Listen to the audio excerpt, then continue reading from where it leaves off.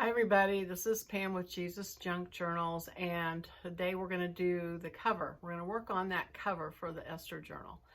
I've been talking about the binding and everything, but the cover has to be done in the back side of the journal. So we're going to do that today. So let's go. Hi everybody, this is Pam with Jesus Junk Journals, and so I'm going to work on the cover of the Esther Journal. And so I pulled this fabric out because I need a fabric for the inside and the outside of the journal. So this is the cover fabric that I picked out. And so I've been debating like what to do. What does boho look like, and what does for Esther, what does that look like? And so I was thinking about doing like a patchwork, not patchwork, but different fabrics stripped in. But I pulled out some of the other fabrics that are in here, and they just don't go with that cover fabric. And so I was looking at this one like, well, this is probably the closest as far as matching it. Do I take a piece of this and stitch it in and make it all crazy? And I just don't think that's the answer. So I think what I'm going to do is I'm going to leave the cover alone as far as the main body of it. And then on the inside, when you open the journal, I'm going to put some cardboard and some padding. And I'm going to then put this fabric, although I have to say I kind of like the back of that. I'm going to put this fabric on the inside. So I'm going to cut 2 pieces out of this to be on the inside with cardboard and some padding inside. And I'm not going to bind it nicely like I usually do, like this. I'm going to leave the edges frayed. And then when I do the title, I'll use a piece of muslin, probably, and put Esther on it. And then maybe do some different ribbons and fabrics on it there. And that will be the boho-ish part of it. The bottom is nicely finished, so that's great. I wish they all were. So anyway, that's what I'm going to be working on today. So I'm going to cut this out real quick, and then I'll be right back.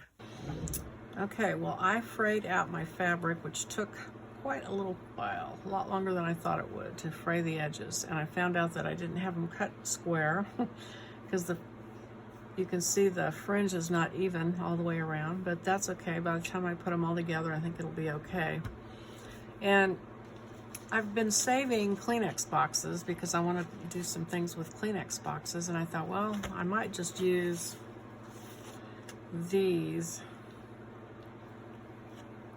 as the cardboard for the inside in between the 2 fabric panels. I'll just cut a piece of cardboard and then put some Amazon packaging of some sort in the middle to make it thick, and then stuff it down inside. So what I'm going to do is I'm going to take my 2 pieces of fabric for the front and put them right sides out, go to my sewing machine, stitch around it. I'm going to leave one side so I can slip my cardboard down in it, and then I'll put the cardboard down in it, and then I'll go back to the sewing machine and stitch along here and just sew it in that way. But I thought I'd just really quickly, because you may not want to do yours that way, so I was just going to show you some of the other journals I've done. This one was cloth, so I turned it under and sewed it to give a finished edge. So I mean, that's a nice option. And then here's my Heaven journal, which is all paper. There's no fabric on that finish. So it had the thick cardboard in the middle with paper on the inside and outside. So you can do that kind of cover. And then here's another one where I did the kind of a mixture. This was paper on the inside and cardboard. And then I took the felt from the outside and I cut pieces and I just stitched it by hand along the edges and kind of bound it in. So those are some options too that I thought I'd bring up. But I'm going to go ahead and take this over to the sewing machine and stitch in the 3 sides, and then cut my cardboard out, and we'll go from there. So I'll be right back. So now I have stitched 3 sides, and I'm getting ready to come up with this cardboard for the stuffing. Sounds like I'm making a Thanksgiving turkey. And I'm looking at my stitching, so it looks like I need it to be something like here. Let's see, so here, and then I'm gonna go ahead and mark it down here.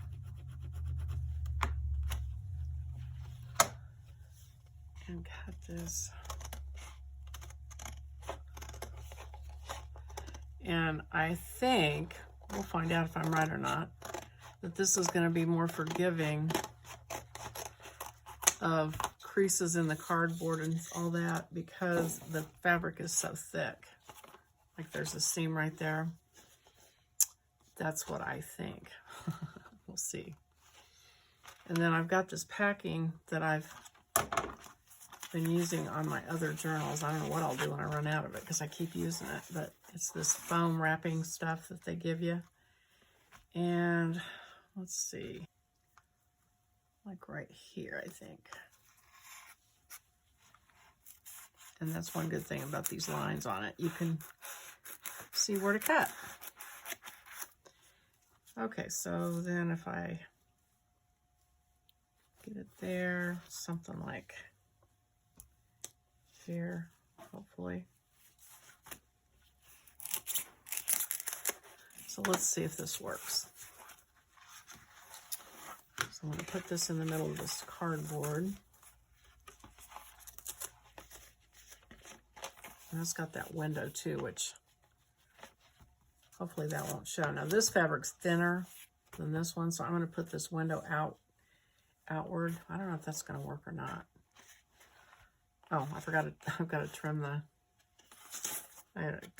cardboard off the edged ends. So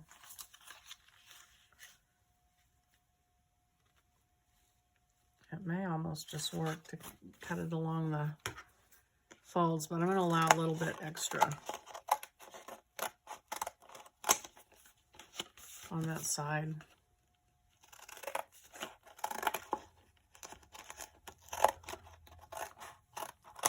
And I've got my fabric scissors out here, so I'm going to, let me move those before I do something horrible and cut cardboard with them. I'm really not sure about that window, if it'll work or not. Put this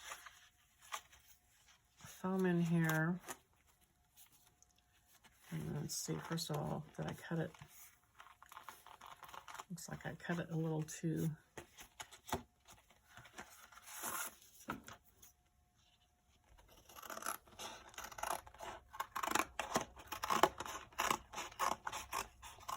If you've ever torn a photo album apart, which I did just to see how they made it, there's nothing there's nothing fancy about it. It's just a bunch of cardboard and packing.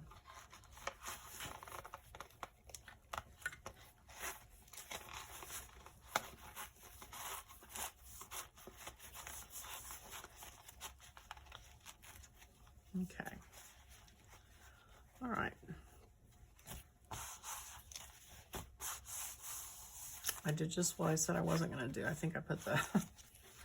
All right, let me put the window out where the thicker fabric is, just in case.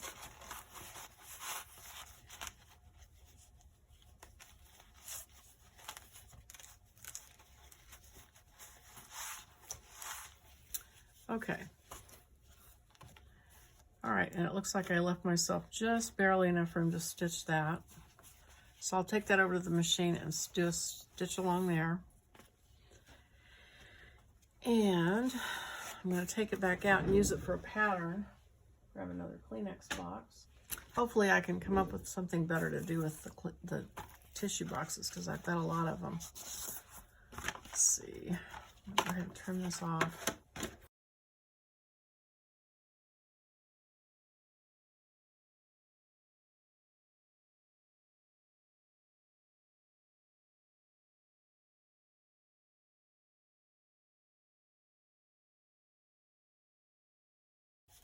And I put the finished selvage edge with the little fringe on one end, and then on the other side, I put the finished selvage on this fabric at the other end.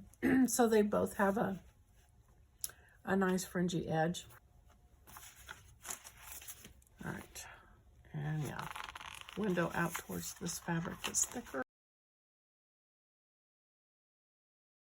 Okay, now this one is a little short, it looks like. So let me see how that lines up with this one. Do I need to?